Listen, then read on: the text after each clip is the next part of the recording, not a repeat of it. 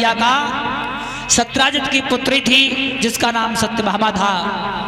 तीसरा विवाह हुआ जामवंती के साथ में और चौथा विवाह हुआ कालिंदी के साथ में, मित्रविंदा के साथ में, सत्या के साथ में, भद्रा के साथ में, लक्ष्मणा के साथ में। इस प्रकार से 8 विवाह हुए हैं। और बताया तो यहाँ तक जाता है कि भगवान कन्हैया के 16,001 से और 9.5 विवाह भये। कितने महाराज? 16,001 से 9.5 और ये एक एक मार रेल बनी है। और 16,000 ये कैसे विवाह हुए? एक पृथ्वी का पुत्र था भौमासुर। इसका ये प्रण था कि जब हम 20,000 कन्याओं को अपने पास में करूंगा तो 20,000 कन्याओं को एक साथ में विवाह करूंगा। और जब 16,000 कन्या हो गई तो भगवान की याद की, तो भगवान की जैसे याद की है तो आज भगवान कन्हैया ने उस भौमासुर को मार करके 16,000 कन्याओं को जेल खानों से मुक्त कराया और कहने लगे कि तुम अपने अपने घर जाओ। 16,000 लड़कियां कहने लगे प्रभु मैं अपने घर नहीं जाऊंगी, तुम हम सभी के साथ में विवाह करो। 16,008 विवाह जो भये। और बचपन में ब्रह्मा जी के द्वारा भांडीन वन में राधा और कृष्ण का विवाह हुआ था 16,009 और आदो ब्याह को विजा के संग। और इनकी संतान मालूम कितनी हुई? प्रत्येक नारी के गर्भ से 10 लड़का और 1 लड़कनी पैदा भई। 16,001 से 9.5 रानियां और प्रत्येक रानी के 10 लड़का 1 लड़कनी। तो कितनी मालूम? 1,61,080 संतानें और 16,060 नानियां। पता को तो लंबो परिवार है बारे भगवान। विधायक बन जाते, विधायक एक जिला बस जाते, पूरा जिला। और ये सौमित्र सुखदेव जी कहने लगे कि हे राजन परीक्षित, इस प्रकार से भगवान कन्हैया के विवाह हुए। अब धीरे धीरे आइए देखते हैं भगवान कन्हैया के बचपन के बारे में। इधर भगवान कन्हैया गुरु सांदीपन के यहाँ शिक्षा अध्ययन के लिए गए हैं और वहीं पर एक सुदामा नाम के ब्राह्मण रहते थे। और सुदामा नाम के जो ब्राह्मण थे तो भगवान कन्हैया की और सुदामा की मित्रता कैसे हुई थी? भगवान कन्हैया और सुदामा पहले इनकी मित्रता नहीं थी। जब गुरु सांदीपन के यहाँ पढ़ रहे थे तो एक दिन सुदामा जी के पैर में रास्ते में कांटा लग गया। तो भगवान ने कांटे को निकालते रहे, जब नहीं निकला तो भगवान ने अपने मुख से उस कांटे को निकाला। और उसी दिन से भगवान कन्हैया और सुदामा की मित्रता हो गई। और ये सुदामा जी कहाँ के रहने वाले थे? ये सुदामा जी काठियावाड़ पोरबंदर गुजरात के रहने वाले थे। इनके माता पिता का नाम था उपदेव और सुशोदा। अब आइए देखते हैं इनके बचपन के बारे में। एक दिन जब भगवान कन्हैया और सुदामा जब गुरुकुल में शिक्षा अध्ययन के लिए गए हैं तो एक दिन गुरुपत्नी कहने लगी कि हे लाला, आज हमारे घर में इतना भी ईंधन नहीं है जो मैं तुम्हें भोजन बना करके खिला सकूं। तो आज भगवान कन्हैया कहने लगे कि हे मैया, चिंता करने की कोई बात नहीं है, सुदामा के साथ में लेकर के अभी जा रहा हूँ और जंगल से लकड़ियाँ तोड़ करके लाऊंगा। जब दोनों भाई जंगल में चल दिए हैं तो आज गुरु पत्नी ने सुदामा जी को कुछ चना दिए हैं और कहने लगे हैं कि हे सुदामा, जब तुम दोनों को भूख लगे तो आपस में दोनों मिलकर के खा लेना। और मैया बोली है सुदामा जी से, अरे इधर आई हो सुदामा, और कछु बात तो है रे, इधर आई हो सुदामा।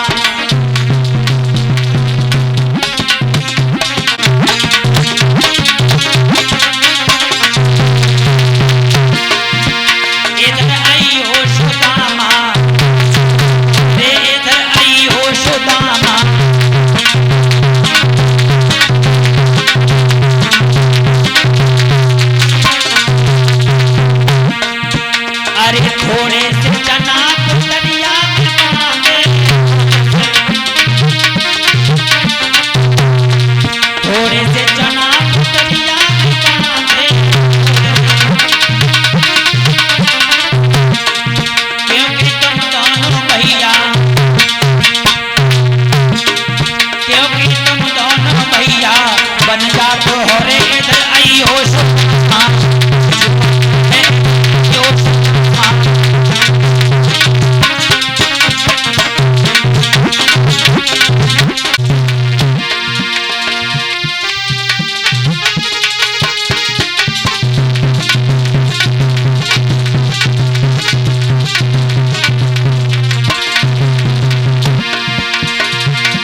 सोने पर भी अंकुल पर नगरा तो बयान के सरकार और 50 नोट गया जो तुम्हारी जंगल में लकड़ियां लेने के लिए गए हैं। सुदामा जी कहने लगे हैं कि हे भैया कन्हैया, मैं पेड़ पे तो नहीं चढ़ सकता हूँ, तू पेड़ पे चढ़ जा, लकड़ियों को तोड़ तोड़ करके नीचे लाते रहना और मैं इकट्ठी करता रहूँगा। भगवान कन्हैया तो ऊपर चढ़ गए, लकड़ियों को तोड़ने लगे हैं। सुदामा जी इकट्ठा करने लगे हैं, लेकिन वो महाबाग की घोर रात, आंधी पर आंधी आने लगी, तूफान आने लगा, पानी बरसने लगा है।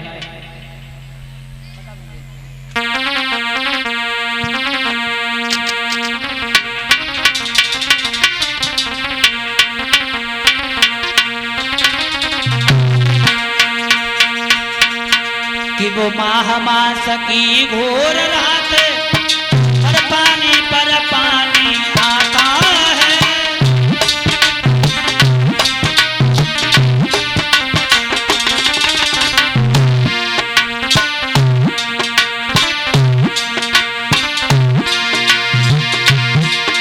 वो महामास की घोर रात पानी पर पानी आता है। बचपन गुरु की सेवा में है, वृक्ष तले आता है।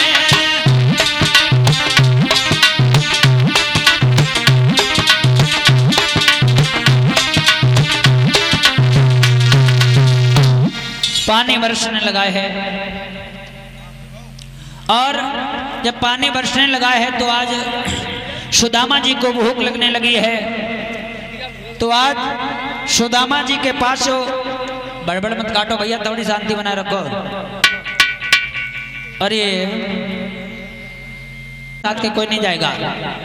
तो आज सुदामा जी सोचने लगे हैं कि हमारे पास इतने वो चना भी नहीं है जो मैं कन्हैया को दे दूं, अगर कन्हैया को दे दिए तो मैं नहीं अपनूंगा। तो आज वो सुदामा भगवान से कपट करने के बाद जब उन चनों को चबने लगा है, भगवान कन्हैया ने जैसे कटकट का शब्द सुना, सुदामा जी से कहने लगे भैया जब से तू आया है और तब से मैं आया हूं, और तुम्हारे पास अगर कुछ खाने को हो तो मुझे दे दो, क्योंकि मुझे भी बहुत तेजी से भूख लगी है। और हुआ क्या है कि मोहन ने कटकट शब्द सुनो और बोले भैया का खाना है।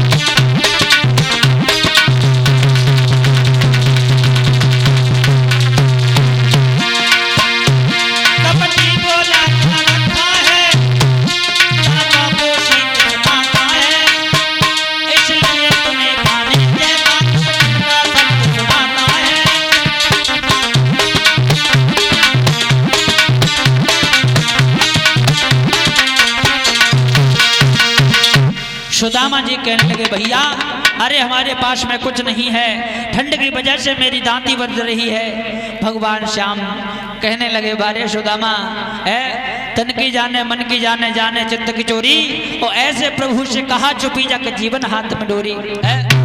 तुम भगवान से कपट कर रहे हो। भगवान कन्हैया कहने लगे कोई बात नहीं है। जब सुदामा और कन्हैया लौट करके आए हैं, गुरु मैया ने पूछा कन्हैया से कि हे कन्हैया, तूने जब तू सुदामा के साथ में गया था तो सुदामा जी ने तुझे कुछ खाने के लिए दिया क्या? बोले नहीं मैया। गुरु मैया कहने लगी सुदामा अरे तुम बच गए चंगुल में। जो गुरु से कपट करता है, मित्र से चोरी करता है, या निर्धन होता है या कोड़ी होता है। और मैया सुदामा जी को श्राप देने लगी है, कह गुरु से कपट में कस चोरी।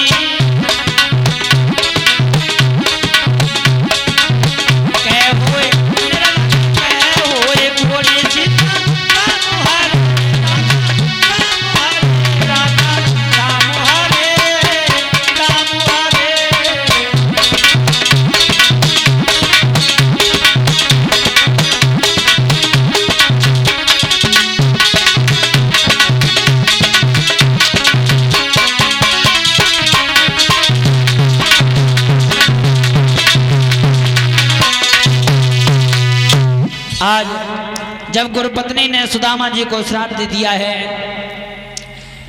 और इधर जब धीरे धीरे समय व्यतीत हुआ, 64 दिन में भगवान ने 64 कलाओं का अध्ययन किया है और जब भगवान कन्हैया अपने घर के लिए चले हैं तो सभी भगवान के साथी भगवान को विदा करने के लिए आए हैं, लेकिन सुदामा शर्म की वजह से विदा करने नहीं आया है।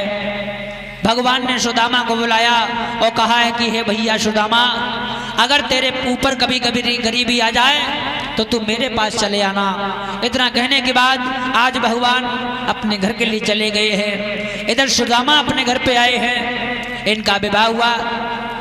सुशीला नाम की नारी इनके घर में आई है, 2 बच्चे पैदा हुए। धीरे धीरे सुदामा जी के ऊपर दिन प्रतिदिन गरीबी आती गई है। द्वारे द्वारे पर बेचारे भिक्षा मांग रहे हैं। कहीं नमक मिल जाता है तो मठा नहीं है, और मठा मिल जाता है तो नमक नहीं है। और ये 101 मुद्राएं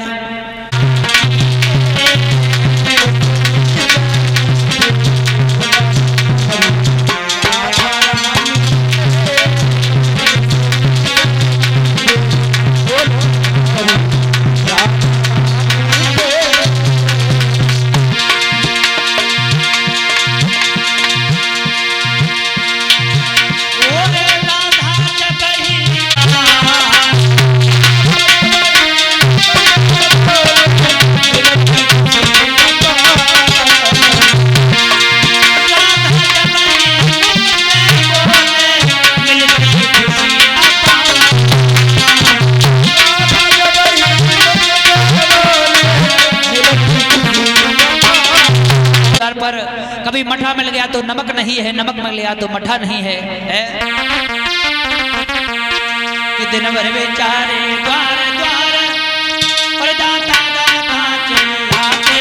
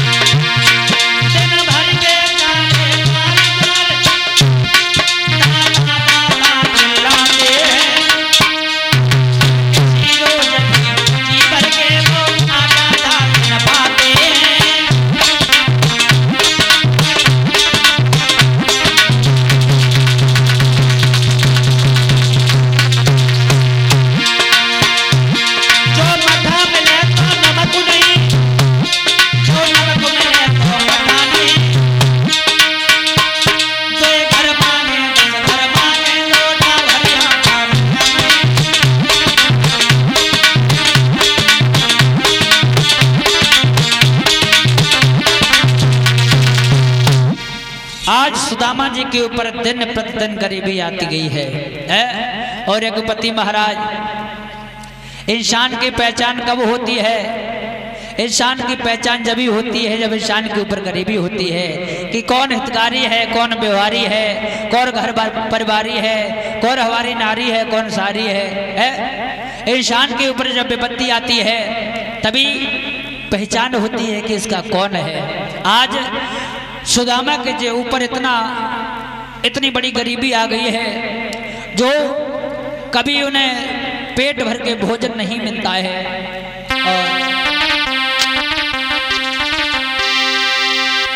अरे टोटा टोटा टोटा रे हूँ के न आइए टोटा, अरे लच्चा गुंडा नाम धरा दे बेईमान बनाए बैठ।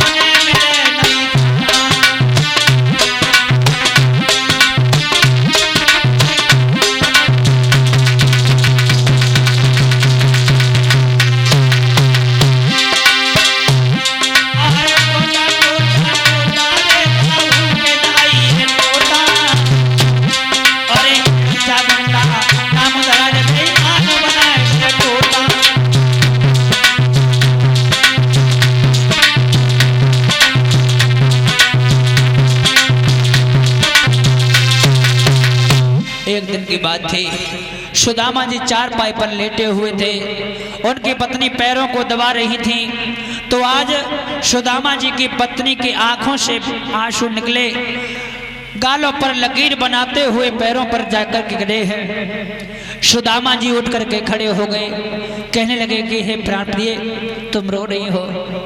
सुशीला कहने लगी, हाँ मैं रो रही हूँ, मैंने न जाने कौन सा पाप किया है जो हमारे ऊपर इतनी गरीबी आती गई है।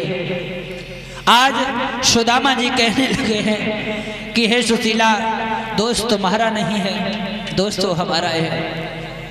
और सुदामा जी रोकर के सुशीला से कहने लगे कि हे सुशीला,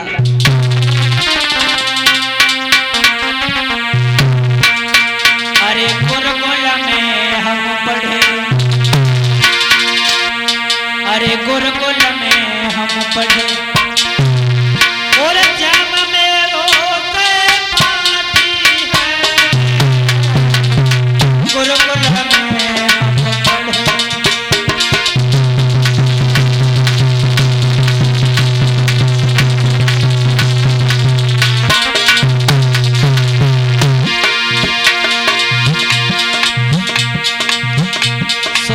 सुशीला से कहने लगे हैं कि हे सुशीला,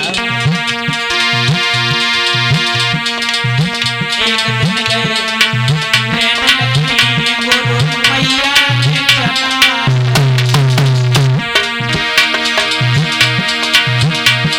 अरे वो से नीच निठुर ने प्यारी अकेले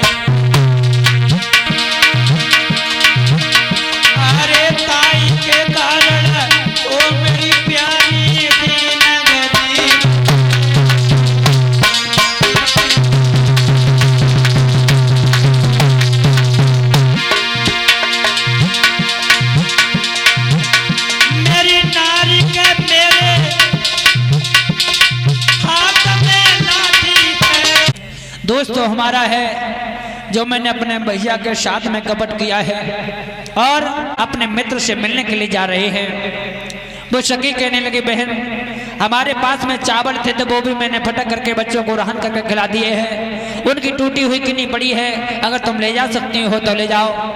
आज सुशीला वही टूटी हुई किन्नी को एक फटे से कपड़े में बांध करके ले आई है।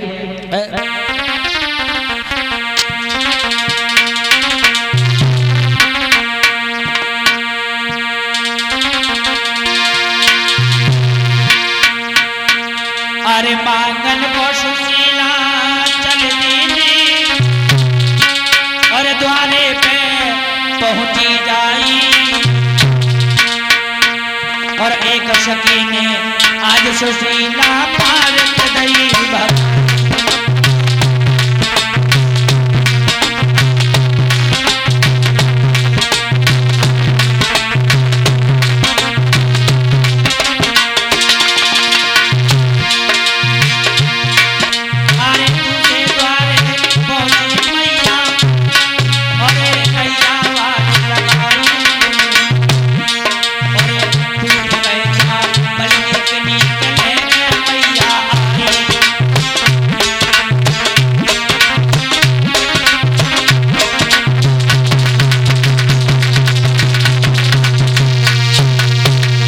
आज वो सुशीला टूटे हुए चावलों की किन्नी एक फटे से कपड़े में बांध करके और जिस समय सुदामा जी को ला करके दिया है और कहा है कि हे प्रभु तुम अपने मित्र से मिलने के लिए जाओ, कुछ मांग करके मत लाना, सिर्फ अपनी गलती की क्षमा मांग करके चले आना। आज सुदामा जी बारे आज सुदामा जी भगवान कन्हैया से मिलने के लिए जब चले हैं, इधर आ जाओ भैया सुदामा जी।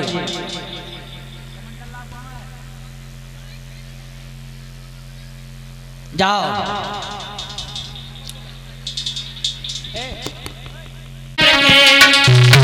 और नंगे पाए नंगाए और चलते चलते आज सुदामा महान वन में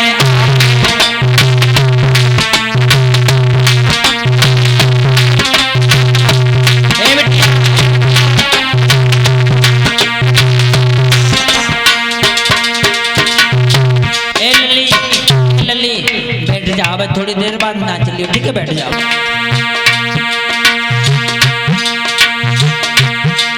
अरे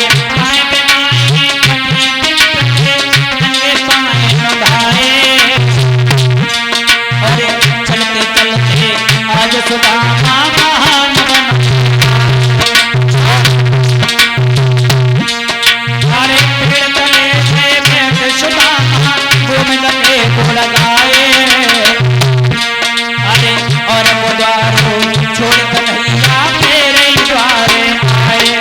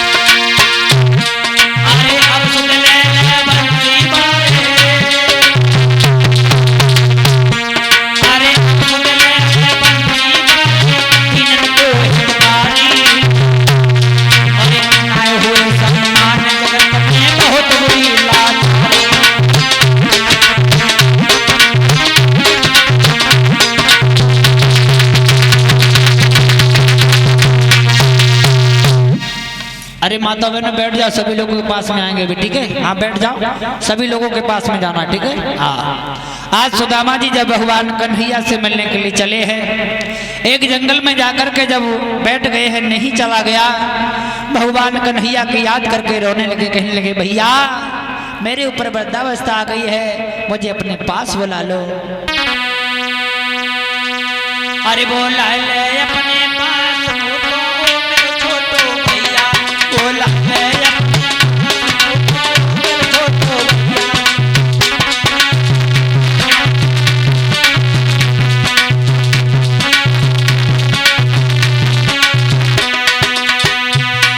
अरे ओ मेरे छोटो भैया,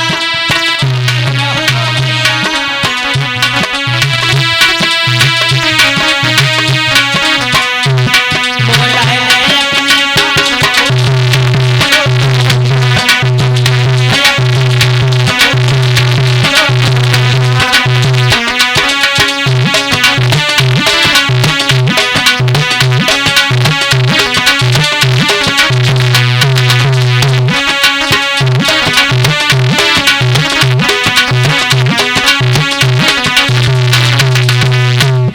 आज सुदामा जी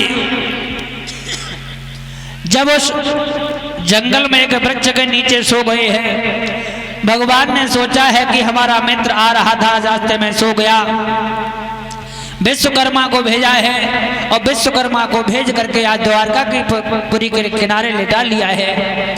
जैसे सुदामा जी की आंखें खुली, देखा है कि यहाँ तो महल में ही महल नजर आ रहे हैं। द्वारपाल के पास में पहुंचे, कहने लगे भैया मुझे कन्हैया के पास में जाना है। द्वारपाल कहने लगा है द्वारका 6 और भगवान 6। सुदामा जी कहने लगे मुझे तो द्वारका 1 से मतलब है। द्वारपाल कहने लगा है ये मुझे पूरब की तरफ के मालूम पड़ते हैं। द्वारपाल समझा करके कहने लगा है तुम्हारे यहाँ 6 की जगह पर है बोलते हैं, यही वो द्वारका है जहां भगवान श्री राम रहते, वो श्री कृष्णचंद्र रहते हैं। और सुदामा जी आगे बढ़े हैं।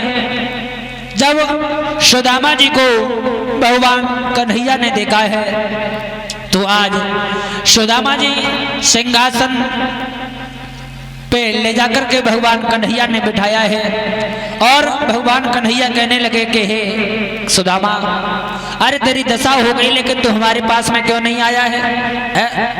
भगवान कन्हैया सुदामा जी के पैरों को धोने लगे हैं, लेकिन हुआ क्या है?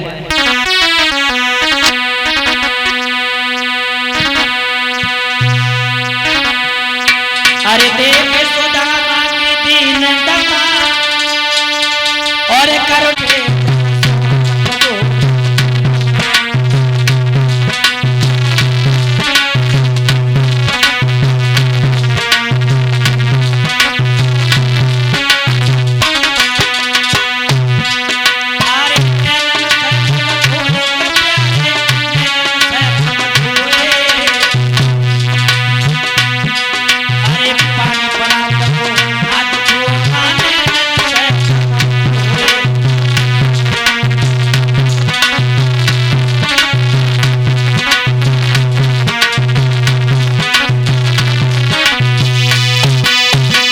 आज भगवान कन्हैया ने सुदामा जी के चरणों को धुला। सुदामा जी के पैरों में जो कांटे लगे हुए थे आज भगवान कन्हैया निकालते जा रहे हैं, रोते जा रहे हैं और सुंदर वस्त्रों को धारण करवाया है। 2-4 दिन जब सुदामा जी रुके हैं तो सुदामा जी एक दिन कहने लगे कि हे कन्हैया, अब मैं जाना चाहता हूँ। सुदामा जी के इतने शब्द सुनने के बाद में कन्हैया कहने लगे ठीक है, अगर तुम जाना चाहते हो तो जाओ, लेकिन भैया ये बताओ हमारी भाभी ने क्या मेरे लिए कुछ भेजा नहीं है? सुदामा जी कहने लगे कि हे भैया, 3 दिन हो जाते हैं घर में भोजन नहीं बनता है और तुम कहते हो कि भेजने की बात करते हो। अब सुदामा जी जो चावल की पुटरिया कहाँ है? कुछ नहीं है। जो सुदामा जी चावल की पुटरिया बगल में दबाए रहे, बेशर्म की वजह से कहूँ जब बगल में दबाए, कहूँ जब बगल में दबाए। कन्हैया समझ लो, देख ले, जाके सब कर्म हो गए, लेकिन जो झूठ बोले वो ना इसको भूलो है। आज भगवान कन्हैया ने वो झपटा मार करके और पोटली को छीन लिया है और वो पोटली को खोल करके आज भगवान भोग लगाने लगे हैं।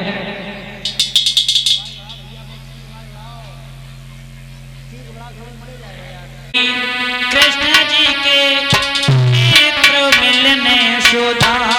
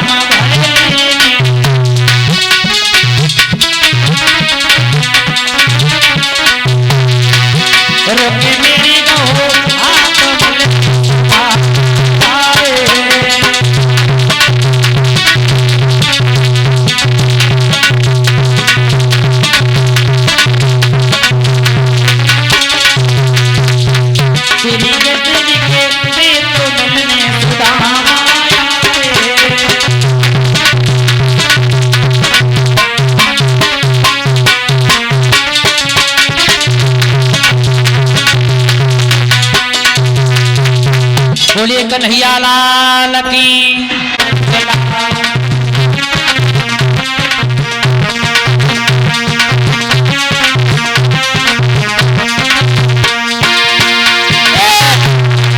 तेरा कन्हैया ये करता कमाल, तेरा कन्हैया ये करता कमाल, तेरो नंद लाल मैया तेरो नंद लाल, तेरो नंद लाल मैया तेरो नंद लाल।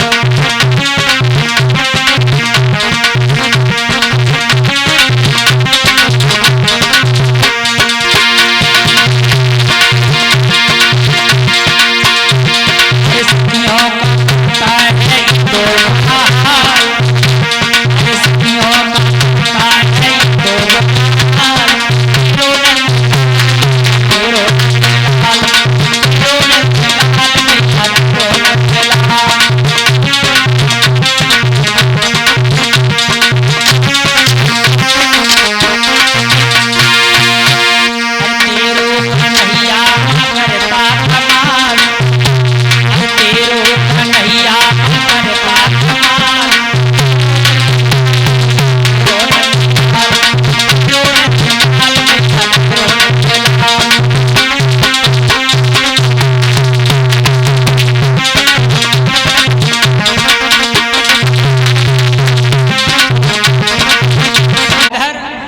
धर्मंतर 1400 चेलों लेकर के और महाराज परीक्षित को जीवित करने के लिए चले हैं। आज जब रास्ते में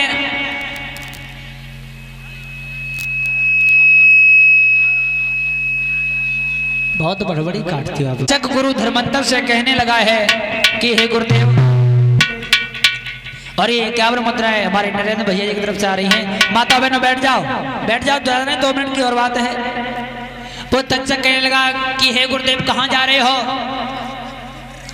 और ये 50 मुद्रा मनु ट्री वालों की तरफ से आए हुए हैं। और धर्मंतर कहने लगे हैं तुम कहाँ जा रहे हो? तो तक्षक कहने लगा है कि हे गुरुदेव, मैं महाराज परीक्षित को डसने के लिए जा रहा हूँ। गुरु धर्मंतर कहने लगे हैं तुम डसने के लिए जा रहे हो, मैं चिंता करने के लिए जा रहा हूँ। आओ हमारे तुम्हारे 2-2 हाथ यहीं पर हो जाएं। तो तक्षक ने एक बरगद के वृक्ष में फुसकार लगाई। वो बरगद का वृक्ष जल गया है और जैसे गुरु धर्मंतर ने नजर को फेरा तो बरगद का वृक्ष हरा भरा हो गया।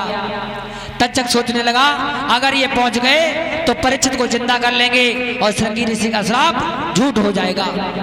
आगे तक्षक बढ़ा और तक्षक बन करके एक गांठ जटिला सोटा बन गया। क्या हुआ है? अरे बनेगा वो गांठ गठीलो सोटा,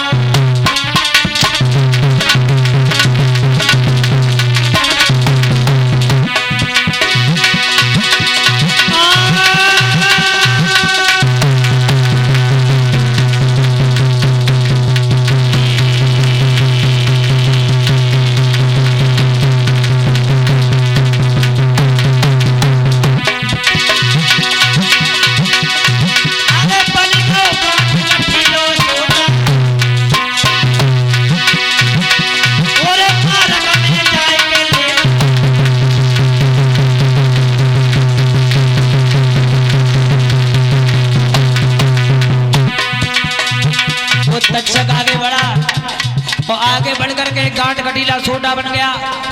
जैसे धर्मंतर के शिष्यों ने उस सोटे को उठाया तो आपस में झगड़ा करने लगे।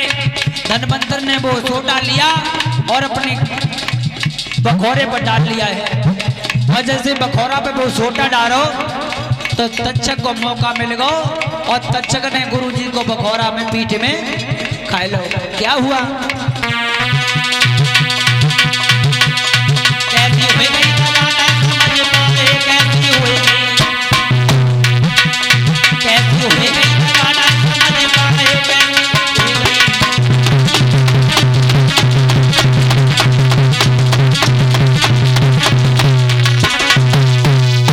आज तक्षक ने उस गुरु धर्मंतर को डस लिया। चेला लोग परेशान होने लगे, अब क्या करें गुरुदेव? गुरु धर्मंतर कहने लगे ऐसा करो, तुम जो है गड्ढा खोदो और उस गड्ढा में मुझे दबाओ और 27 दिन तक तुम ढाक बजाओ और जब 27 दिन के बाद तो तुम ढाक बजा करके मुझे निकालोगे तो मैं जीवित तो हो जाऊंगा। चेला लोगों ने ऐसा ही किया, एक गड्ढा खोदा और गड्ढा खोद करके गुरु को उसी में दबा दिया है। चेला लोग ढाक बजाने लगे। तक्षक एक मनुष्य का शरीर धारण करके आया, कहने लगा क्या कह रहे हो, क्या कर रहे हो है? लेकिन चेला लोग ढाक बजाना बंद नहीं कर रहे हैं। अरे मीठी बोली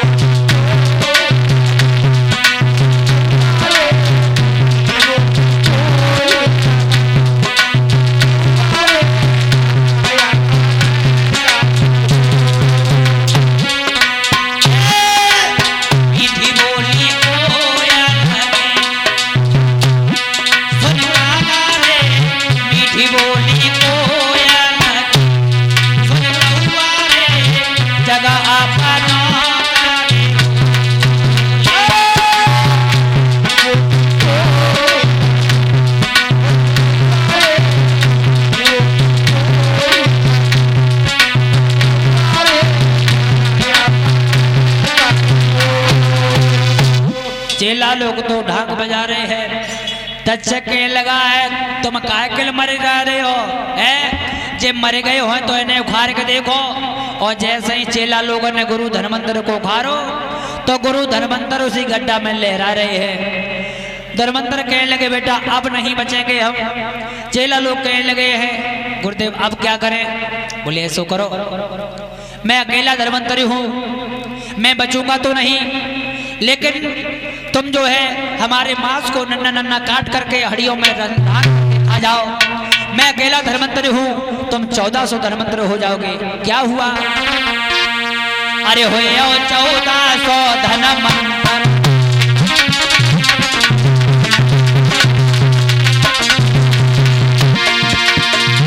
अरे हो 1400 धर्मंतर और तुम सीखो जादू।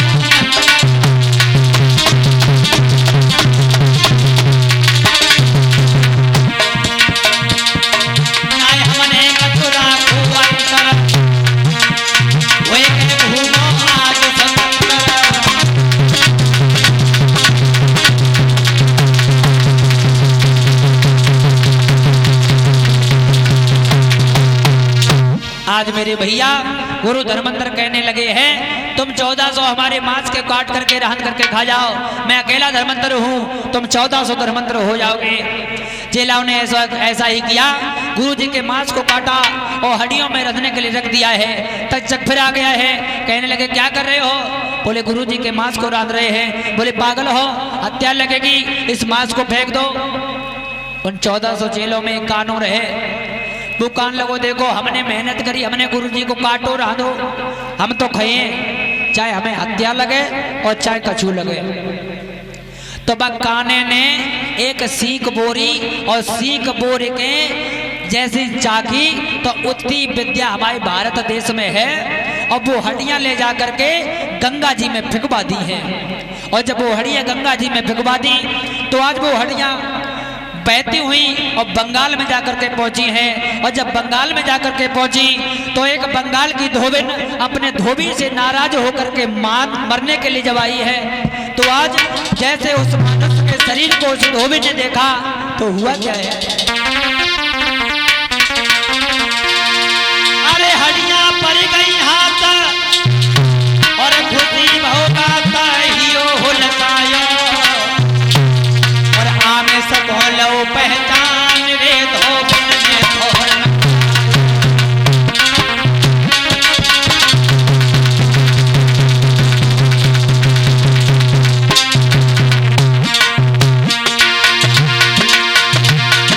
ये हड्डियां पड़ गई हाथ खुशी होगा हियो हुलकायो हियो हुलकायो।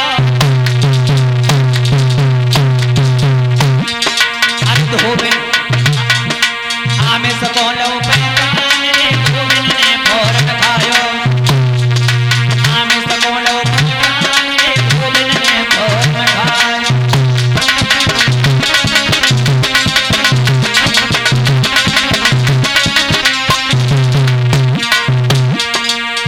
जैसे उस धोबिन ने उस मांस को खाया और मांस को खाने के बाद वो धोबिन जादूगरनी हो गई।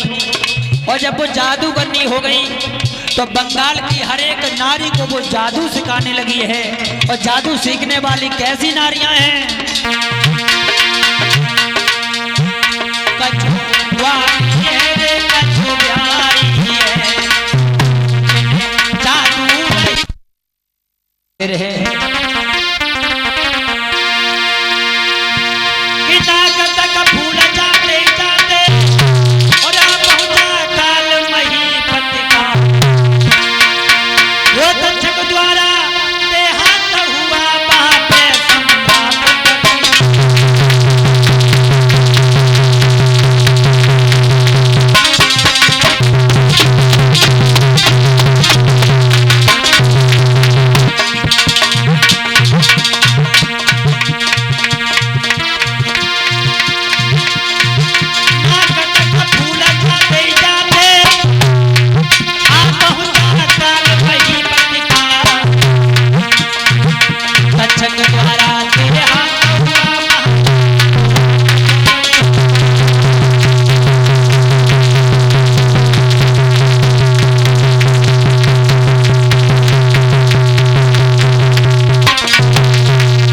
आज इस प्रकार से महाराज परीक्षित को ने जैसा भगवान के उस परम धाम से विमान आया है। आज महाराज परीक्षित विमान पर सवार होकर के विष्णु का रूप धारण करके बाद और भगवान के उस परम धाम के लिए चले गए हैं। और मैं माफी चाहता हूँ आप लोगों से कि आज से तो 7 दिन में अगर हमसे या हमारे साथी से कोई भूल कोई गलती हो गई हो तो अपना बच्चा अपना पुत्र समझ करके अपना बेटा समझ करके माफ कर देना।